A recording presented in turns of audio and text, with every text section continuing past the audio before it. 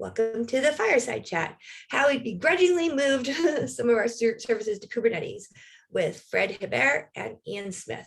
I think the original title for this was how we resentfully moved to Kubernetes, but I think either way, people get the point.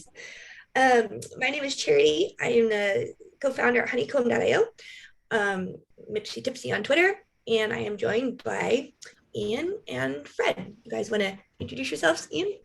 Sure. I'm Ian Smith. I am at EM on the tools infra and SRE team at Honeycomb.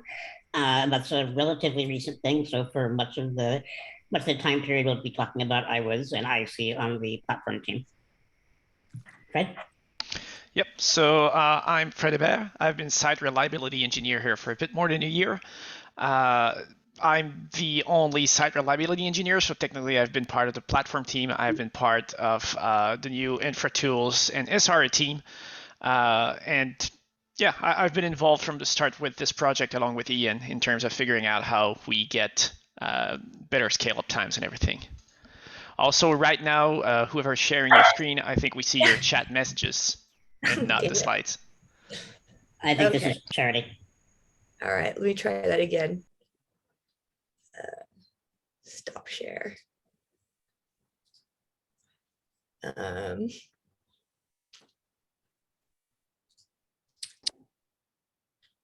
I hit slideshow and now I'm hitting share screen again.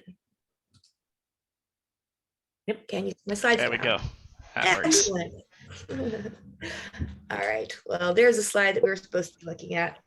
Anyway, so let's start with the fun question. What is our Kubernetes philosophy? Are we the type of team that is just like, hooray, new tech, let's do it?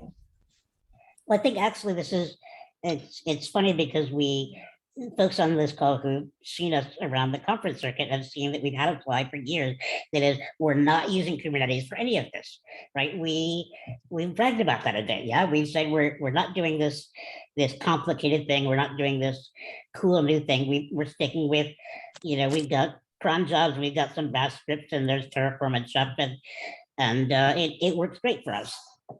And so we didn't just jump in, right? We ended up making a decision that the tooling we're using for infrastructure, the tooling we're using for deploying and orchestrating our services, needed to have a rethink, and we ended up going with Kubernetes.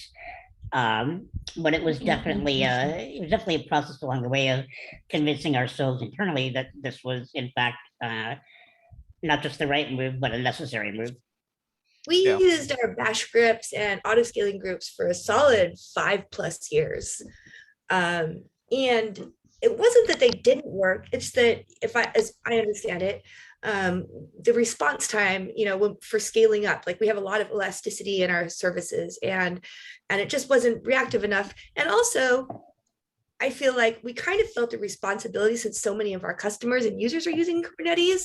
We felt an obligation, as I understand it, to eat their dog food. Is that right, Fred? Yeah, to me, the sort of question is the one of scaling up fast enough is definitely one of them. The other one is that we were using Chef for all the orchestration, and one of the patterns that was happening more and more as time went is that some dependencies or external packages we were depending on would start breaking sometimes late in the week, whether it's Friday, Thursday, or something like that. But we have a peak of activity that happens Monday morning every week when business customers start sending us more of their traffic.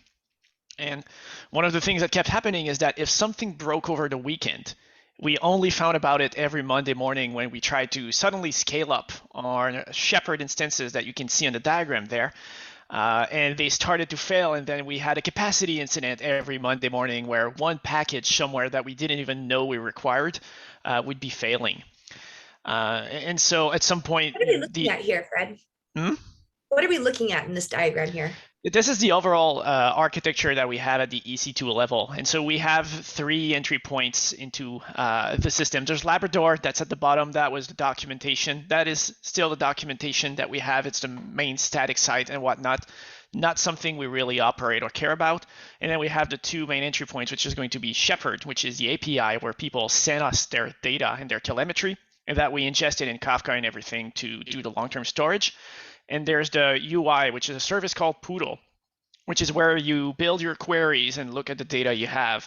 And all of that stuff is piped over Kafka, and Retriever is our service that does column storage and offsets that to S3 and does all the querying is done at that place. And there's a few other services. So Shepherd, the one that ingests data, is the one that has to scale every Monday morning. And that kept failing all the time with that. And at some point, we just were tired and said we need a container for that, because that's how you pre-assemble all your dependencies. And then, they're always there unless the container registry itself is down. How slow is slow? Like, how long did it take to scale up? So getting a new host is something like 1 to 3 minutes. And then installing all the dependencies and whatnot, doing it with a container is something that happens within a minute without any problem. But when we needed to do it with Chef, I think we could get from 5 to 10 extra minutes to do that, which when we have extreme variability in the front end, made it very, very troublesome to meet all the requirements we had to scale up properly and adequately with everything. We did some measurements on this, and we had we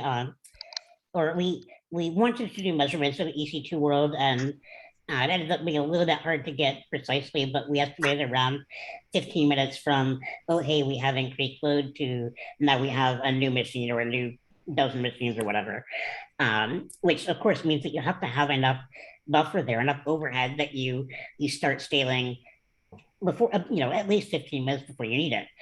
And part of that is, as Fred points out, we're doing machine setup at scale time.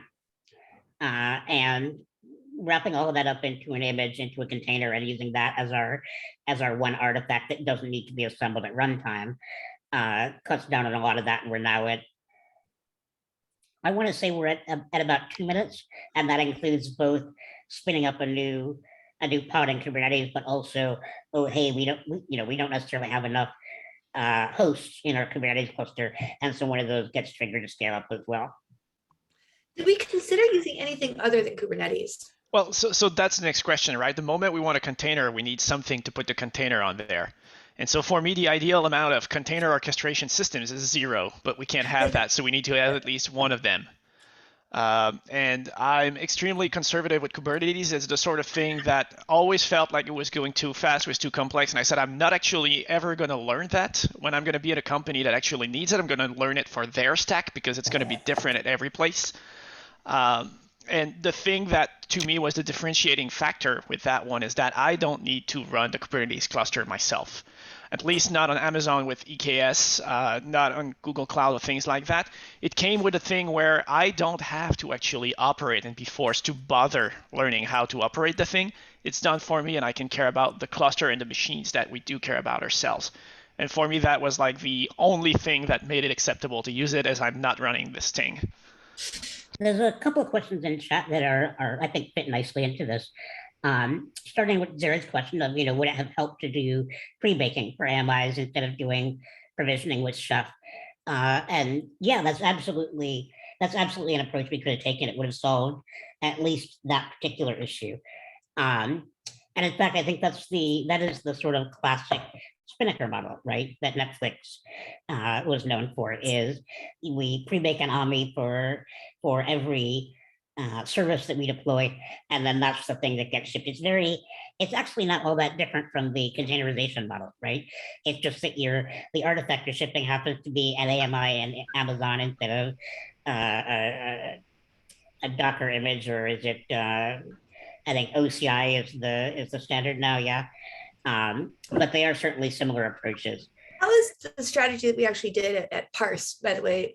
And the problem is it's just clumsy, because yeah, it works, but it takes 20, 30 minutes to bake an AMI. And if you're doing that after every single deploy,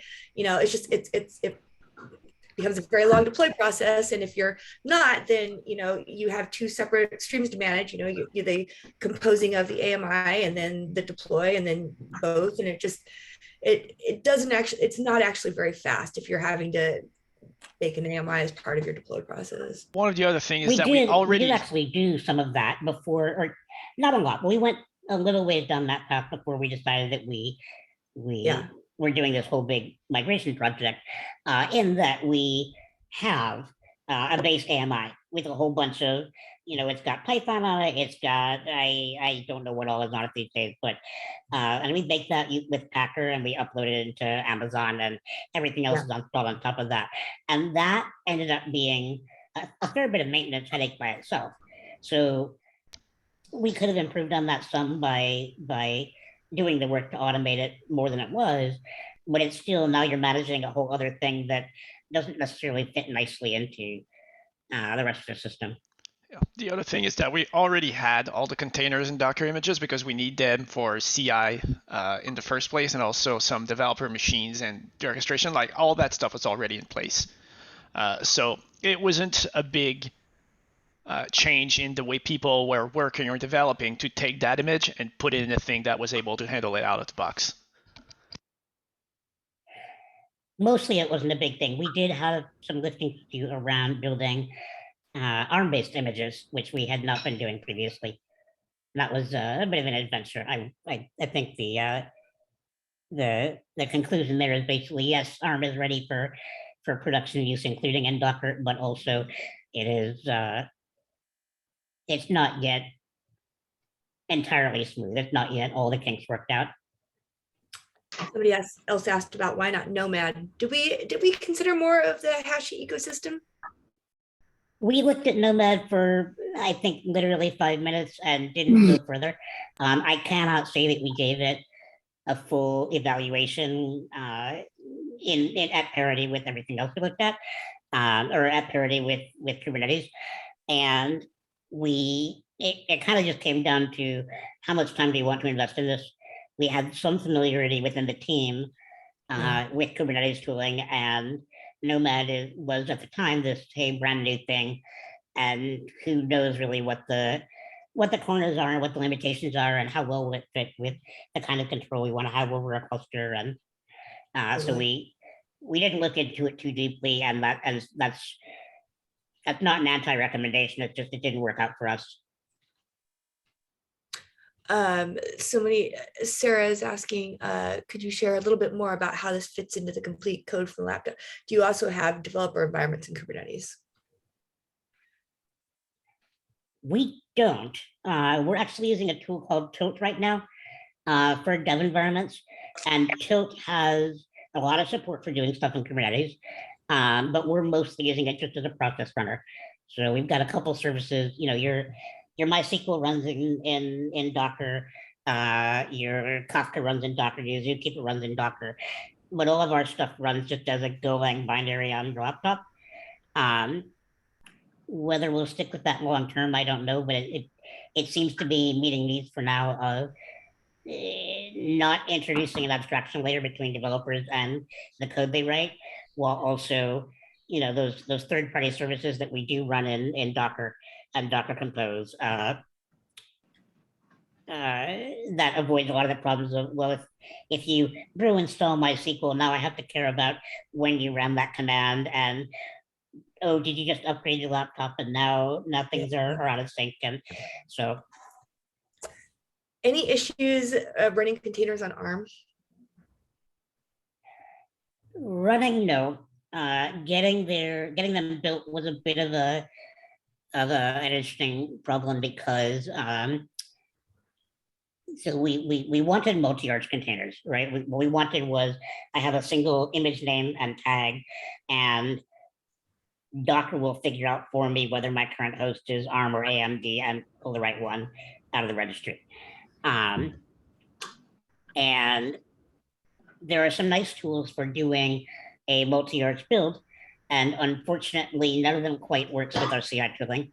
And so what we're doing is we've got one piece of our workflow that builds ARM and one that builds AMD, and then a third step that joins the two and says, here is the multi-arch manifest. I'm going to now put that up to ECR.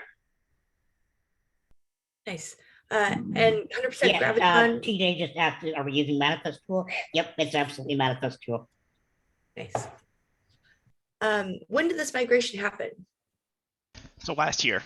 We're still doing it. That's the thing. The migration started at roughly this time last year.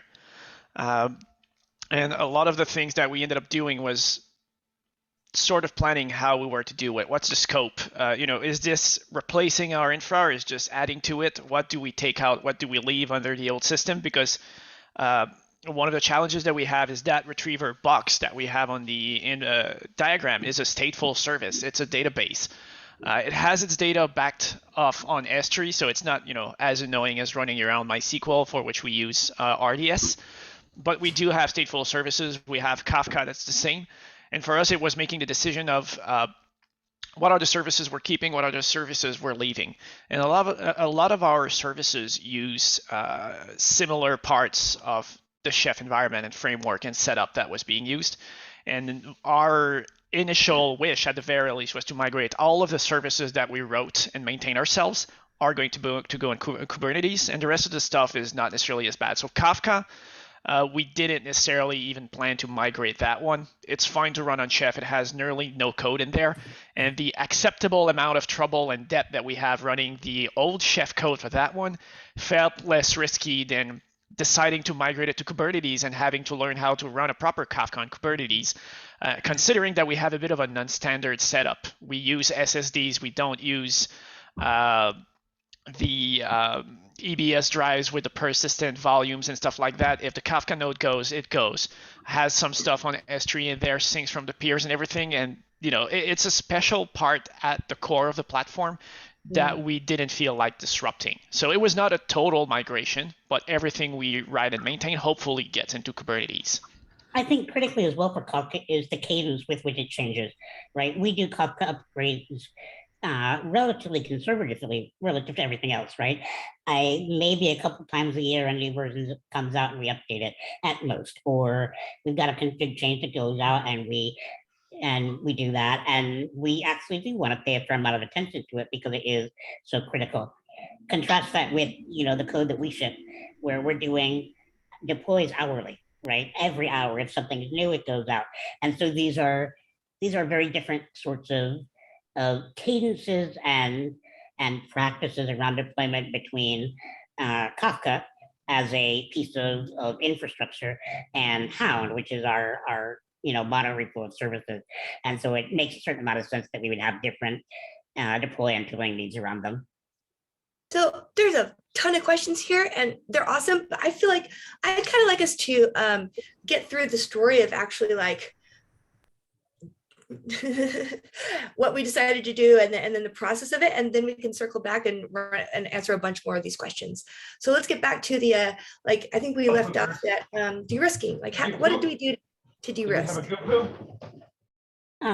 So one thing that before we even get to how we decided to de-risk, I think one thing that we knew going into this, and this is kind of this is not just a why we migrated to Kubernetes talk, it's a why we migrated talk. And so one of the conversations going on early was, we don't want to own two systems indefinitely, right? It would be a massive failure if we got halfway through this and said, okay, now half my shit's in Kubernetes and half my shit's in this other thing. And I have to, as an engineer, I have to maintain both, onboard people to both, take bug reports from both. We don't want to end up in the permanently migrated state. And so part of de-risking was saying, are we going to be able to finish this? Within whatever time window we look at, are we going to be able to get to a point where we are content with the tooling that we have and having it actually replace the old tooling as opposed to just add to it?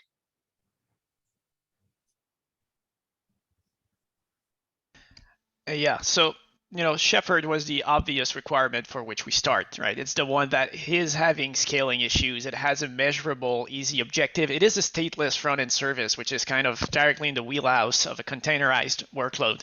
And so doing the initial effort is, let's see how we can migrate that one, make it work, see an example of running a hybrid load on that. The other one, the hard one, is Retriever. It's the storage engine. We know it's all sorts of messy, and none of us on the team really actually has the expertise of saying, yes, I feel confident.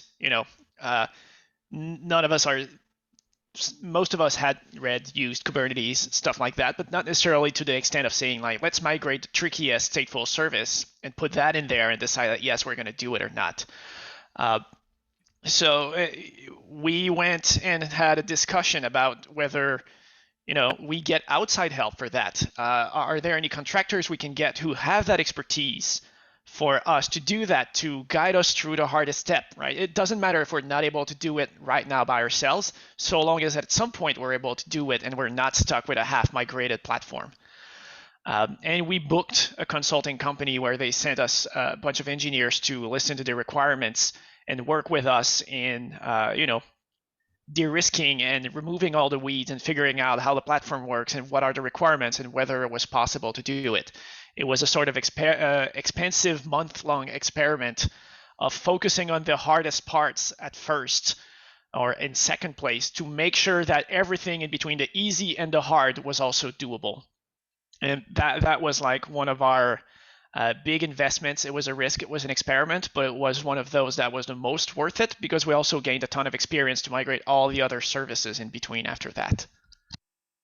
The easy service, the straightforward one, right? The one that is most Kubernetes shaped, gave us an early win, right? And that's useful not just for the team having a sense of, yeah, we're making progress here, but also visibility to the broader organization, right? We're not just disappearing for a year into some corner and, yeah, hopefully we come out at the other end with a solution. It's, oh yeah, you can see that we are making steps in the direction that we promised.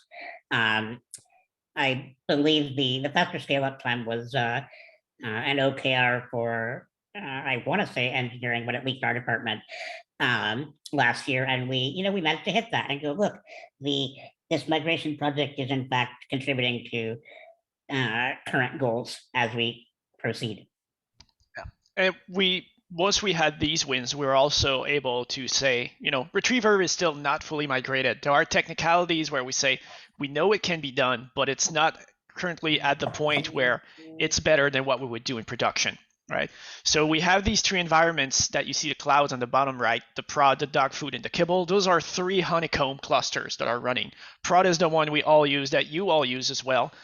Dog food is a kind of private Honeycomb that we run that gets all the telemetry from production and that we use to debug production. And kibble is that sort of doorstop at the back so that if dog food is having a problem, we're able to get it back in situation because that's what alerts us to problems in prod. So currently Retriever is running in an acceptable state in dog food, but it's been running that way since I think June or July of last year. And we have no plan to rush it to production because that's people's data. We are very careful, but we know what the problems are. We have an idea about how to solve them, and we've migrated the rest of the infrastructure before tackling that one. We had the idea that it was feasible. It's just not as smooth as it could be, and we're using the rest as the experience to kind of perform the rest of the migration. And I think at this point, it's the only piece that's left to completely finish. Do we want to talk at this point about what made Retriever sort of the weird hard bit? Yeah, please. Okay, I'm going to show some internals and take over the presentation for that because I have diagrams. Those are the diagrams that I used and I drew up manually for an internal presentation in engineering. So you're getting the stuff that we ourselves were using when talking about how we manage that stuff. And so the way Retriever works is that there's the chef environment, runs a bootstrap script, gets the environment in place, loads all the binaries, sets the configuration. And Retriever is set up to use two processes, a reader and a writer. The reader is used for all the querying. The writer is the thing that reads from Kafka and dumps it on disk on a different partition entirely. And the life cycle of most of the data is managed with cron jobs. It's the thing that's going to take some of the buffers, the segments that we write on disk, and is going to age them out and say that one is full, that one is ready to be offloaded to S3. That one is ready to be deleted because it's been on S3 for this amount of time and we feel safe about that. This data set has been removed, get rid of that, get the stats and everything, get the backups and the snapshots so that if we lose a host, we don't need to replay all the data from Kafka. And all of that stuff in there is how it sort of worked. But there were tricky steps in that because the backup steps uses LVM snapshots. Oh yeah, Fred, Ian, you Fred, want to say something? One moment before you move on here. Just so we've labeled these as crons, and that's how they worked in the old world in EC2, right? We had a cron job that ran every, I forget what the period was, maybe 15 minutes or something, that did a rollout and then a sweep. The observant among you may say, are those garbage collectors? Yes, they are. And so we did that in just your standard, */15 ***, and so on and cron. That doesn't work so well in a Kubernetes-based world, right? Kubernetes has cron jobs, but cron jobs are not pod specific, and we wanted something pod specific for this. You don't really want to run a cron daemon in a container. That's not quite how it works. And so we ended up looking at that and saying, oh, I don't actually need this to happen every 15 minutes on the 15 minutes. I just need to know that there's a period of about 15 minutes here when that happens. And so we ended up having we've got a couple of sidecars that run a script and then sleep, and run a script and then sleep. And it's just a loop. Yeah. That's the sort of image that we have there, right? This is the version that's all getting containerized. The script and these are just looking at that. And what we have with the retriever data is that it's a different partition, so we need to mount it. And one of the processes to back up with the LVM snapshots. One of the things that we found out when we did the migration is that all these containers can all share that partition fine. We mounted the same point.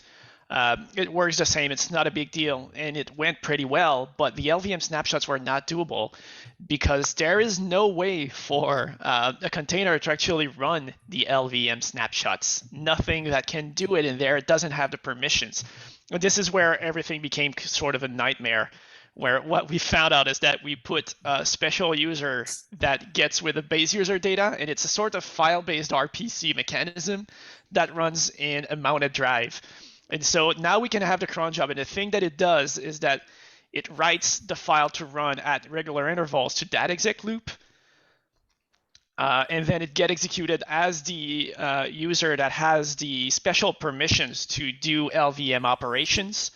And now we're able to get the snapshots. And that was like the messiest, dirtiest hack we have to make everything work. Like we still have weird ass things about deployments and redundancy in the pairs and the partitions that we have.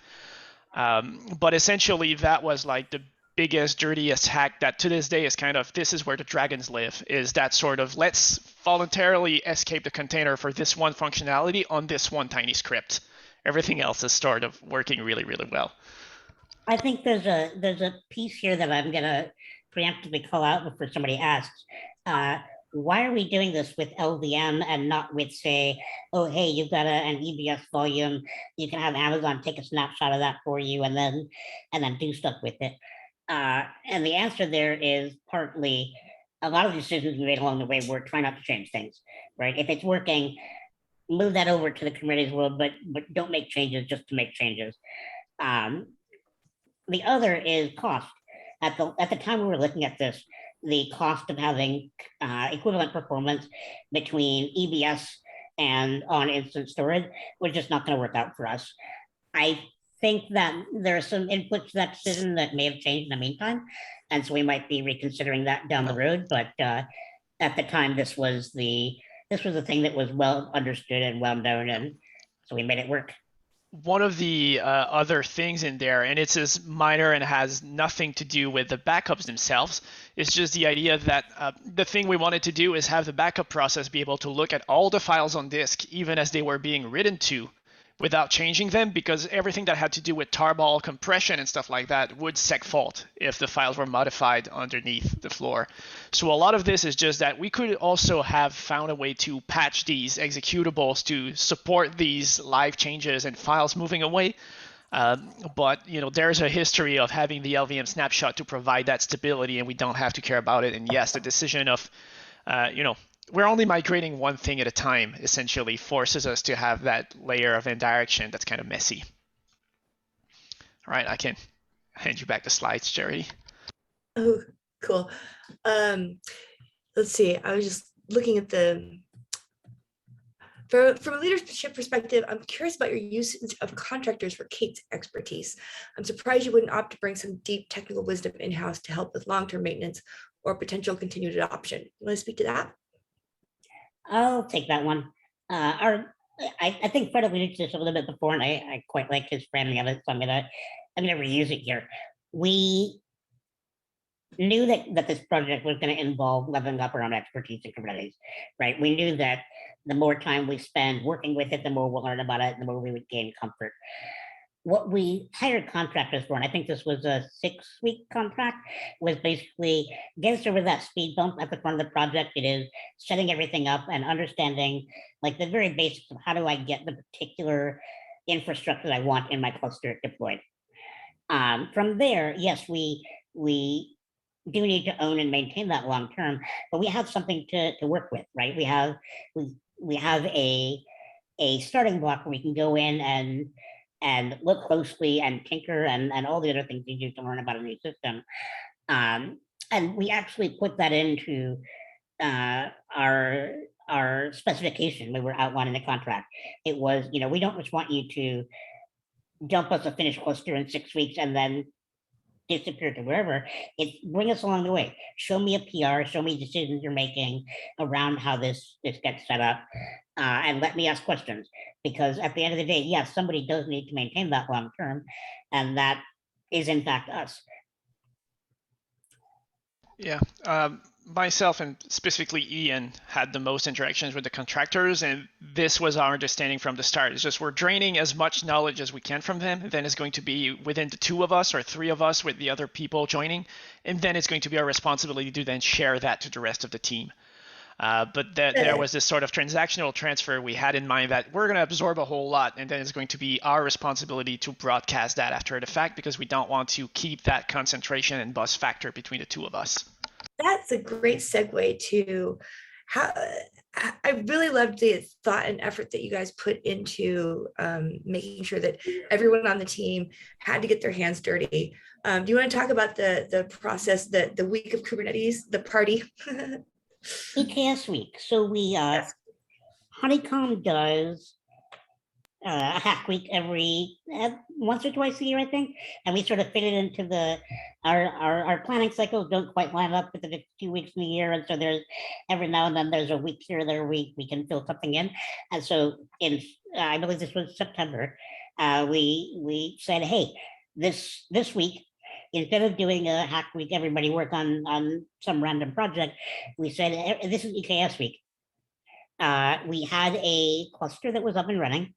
We had a couple services that had been fully migrated. We had a sense of how we were going to manage. I see a question here about how we're managing manifests. So we're doing that with Helm. So the team before that week is going to write up a whole shit ton of documentation. What does it take to put a service into EKS? And I think we've done that for both existing services, what it takes to do a migration, and also I have a new service I want to deploy. Where do I start? And so that EKS week, we said, okay, everybody is responsible for one of these services that's already running in EC2 and migrating that over. What we didn't see at the end of that was, oh yeah, everybody's assigned service is now fully running in Kubernetes, and hey, we're done. And I don't think we expected that, but what that got us was everybody within engineering has at least touched kube control and Helm. Everybody in engineering has seen where our circle.yaml wires into a deploy of the new thing. Everybody has seen how we use our deploy pin tooling to pin within the Kubernetes cluster. And so it doesn't mean that everybody in engineering is rock solid on how all this works, or that they don't have to go look at the docs. But at least if you're on call, you know that doc exists. You have some general sense of what the tool shape is, because we've had you go through that during EKS week. And so I think that was I think that was a nice, valuable thing. One of the pieces of feedback we had that was interesting for that is like, I don't feel like I have all the answers, but I feel like I now know which questions to ask, which is a great state to have after 1 week of training for a bunch of people in there. And that was also, that was the practical aspect where everyone was divided in teams of 3 or 4 people, where each person migrated a cron job service or something like that. But it also came with a bunch of sessions, like here's the basic of how you get Kubernetes installed. Here's the command you should be able to run. We had preloaded everyone's calendars with the sessions and the deadline, like this Friday before the week, you have this installed and test, and people are ready at that point to do it the week after. We had a basic session about what are the high-level concepts of Kubernetes. Like a service in Kubernetes is not an actual service. It's how you expose the connection, and I'm still angry about that. I don't know if I'm ever going to stop being angry about that. Maybe when we get rid of Kubernetes, I'll lay it to rest with the rest of it, but I'm still mad about the terminology. We had a bunch of sessions about other concepts, how to poke and find information about it. The run books about please go find what is the image that's running right now, and asking people to interact with the system. And we had a few advanced, more optional sessions like the retriever internals and all the hacky, messy things about why is our cluster different from the textbook cluster. Was a session for the people interested. And so we wove that in with all the practical aspects to join the theory and the practice for people who had the time to participate in this.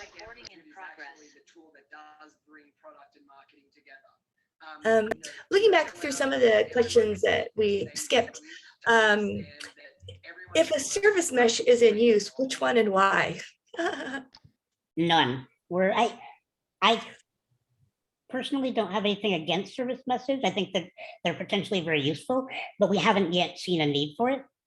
And so introducing that complexity is, I would be unsurprised if a year or 2 from now we say, oh yeah, we're using whatever service mesh is out there to do one thing or another. But at least so far, it hasn't been a thing that we've found value in. And so we haven't gone down that path. I've been conservative about anything related to a service mesh because my understanding and my observations is that every time you install a service mesh, then you spend like an entire year working on the service mesh and talking about the service mesh and playing with the service mesh. It's like, this isn't something I needed to do at this point, and I don't know that I want to spend my year doing that, so maybe I'm just going to wait until there's actually a need to do it. Yeah, it's quite the hype train. We have a question here I think is interesting about how we move external stuff to our new Ingress controllers with 0 downtime. And I think it's interesting because it's boring. It's just DNS. We have our public facing host names are something like ui.honeycomb.io and api.honeycomb.io. And we already have that pointing at an internal as a CNAME to an internal host name. ui.x, I think. With the environment name .honeycomb.io. And so we just said, oh yeah, we now have a copy of each of those with a -EKS in the subdomain. And then we're going to go over to Amazon. We're going to do a weighted rollout. We got 10% of our traffic going to the new CNAME instead of the old one. We got 50%, we got 100%. And that has in fact saved our bacon a few times when we, you shift traffic over and you discover, oh, we're not quite ready yet. Let's shift it back quickly and then we'll revisit. And it's been interesting because we ran in hybrid mode, at least on some front-end services, for close to a month. And there was a case where, it saved your bacon, but also because we ran into these issues of the chef builds having problems like, okay, well, while this is going on, just shift more traffic to the EKS cluster. And so we can figure it out, and it's no longer a rush because we have the capacity to deal with the new traffic from the images. And so for a while, it was just that hybrid mode where we could switch, albeit slowly, from one to the other. And that was kind of crucial to gain the experience around the operations because you know that if you messed up with something, it wasn't a total outage. It was a bit of a degradation of the quality of ingest, but it let us figure out a lot of things with a good safety. The other nice bit that it gave us was sort of cheap A/B testing. So there was some question at the start of this project, is this going to be equally performant to what we have today, right? Is Shepherd going to have the same sort of API index characteristics in EKS as it had in EC2? Are we worried that network indirection is going to screw us somehow? And it turns out, yeah, performance is pretty much the same. But because we have all of that data in Honeycomb, we're able to say, oh, let's do a group by. Let's group by which of these has a yes, this is Kubernetes. In I forget if we did this with an environment variable or what, but we had that as a field in our telemetry in Honeycomb, and so we could just say, oh yeah, show me response latency for these two deployment mechanisms. Show me the error rate for these two deployment mechanisms. So, and we didn't really have to do any extra work to get that. It's just, oh yeah, these things are, we tag all of our Kubernetes infrastructure as Kubernetes, and then we get the comparisons pretty cheaply just by opening up the UI.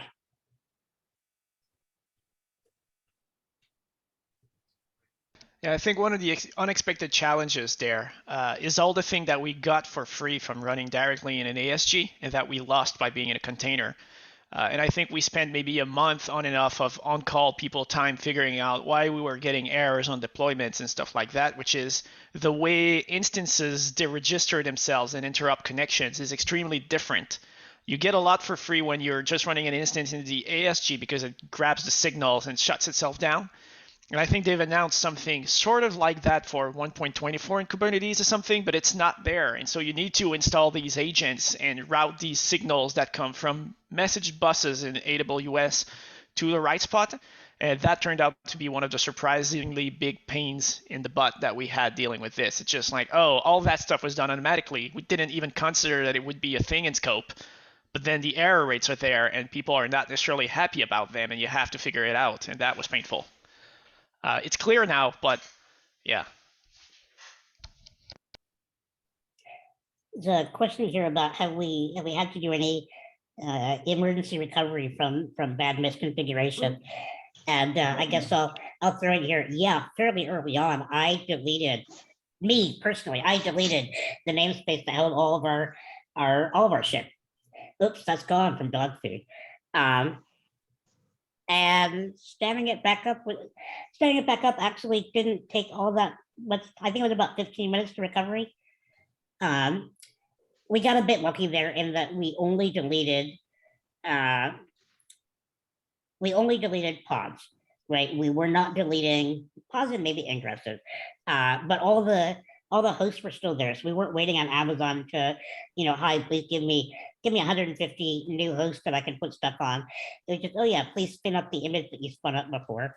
All of our config was in GitHub, and so we could just, emergency push that back out. But it was definitely one of the moments of, oh right, I have now done this. What do we as a team on call do to recover from this?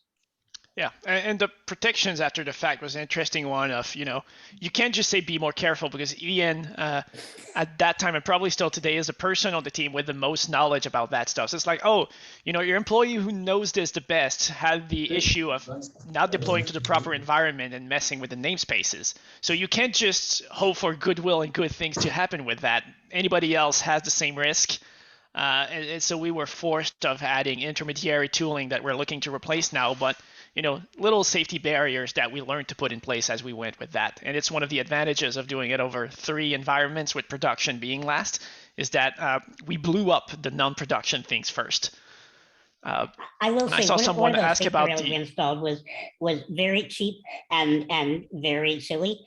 We just said, oh, instead of having my namespace be managed by Helm and operated by Circle, and oh, I pushed the wrong thing, it's gone. We're just going to have that be manually managed.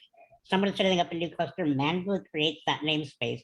You can still delete it, but you're not going to have it deleted because you had Helm say, oh, this is gone now. Yeah. And we wrote a quick wrapper for the command line. Is like, you're going to tell me which environment you want to be at, and it's going to look into which cluster you're configuring. If they're not the same, it bails out. Like, it's small things like that. Just what you're doing right now, your environment is not set up the way you think it should be. And this is, I think, exactly the kind of thing that we're talking about with, what are the things that we learned? one of the things that we didn't know or think of 12 months ago when we started this project, that by spending time in a Kubernetes environment, we sort of picked up and said, oh yeah, this is something I want and something I can build, will build, have built, that makes the team safer. We're getting close to being out of time, so I'm gonna pop the slides back up and I'm gonna share. We can take a couple more questions, but I want to make sure and show you all this link. If you want a t-shirt that says I test and prod, everyone who fills out a survey will get one. Bethany also put it in the chat link. This is probably the most energetic Zoom webinar chat that I have ever seen. Super fun. So let's sum up. Like if we had to, if Fred and Ian, if you were to be like, here are the main takeaways that from what we've learned, like if you were giving advice to you as of a year ago, what would you tell them?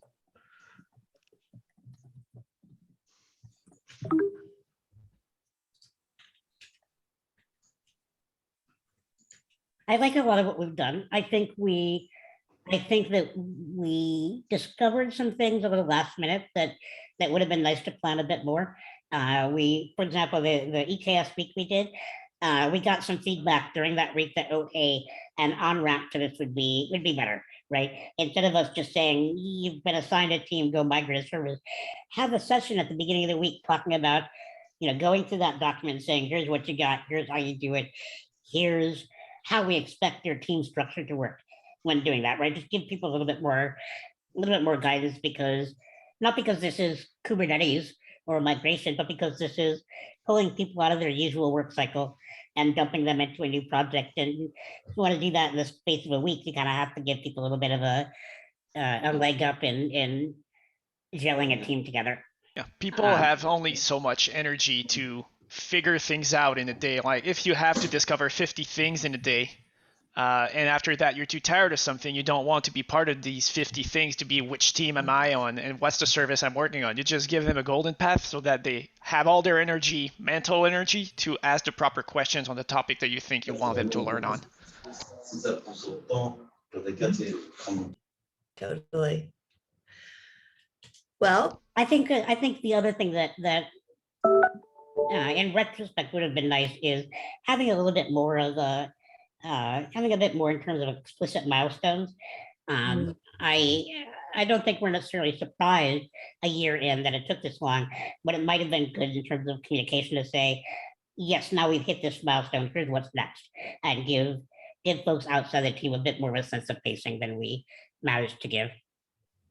Personally, I think deployments are a bit tricky. We tried to maintain the old structure. They were already a bit cumbersome and arcane to pin a deploy, roll them back and something like that. Roll forward is sort of easy. And we played back into that, but for a long period of time, then we had that hybrid mode where some services were in one environment, in two of them at a time, or in the other environments. And that made it really, really confusing around operations for some people. And it was difficult, not enough hand-holding, and it was all very in flux. It's starting to stabilize now, but yeah, it gave, that was one of the roughest day-to-day experience people had, I think, about that. Nice. Well, I think that's about all we have time for today. Thanks so much, Fred and Ian. Thanks so much, everybody who came with your awesome questions. There will be a link if you didn't catch some stuff. There will be a link to the webinar. If you liked it, give it to your friends, whatever. See you at the next one. Thanks all.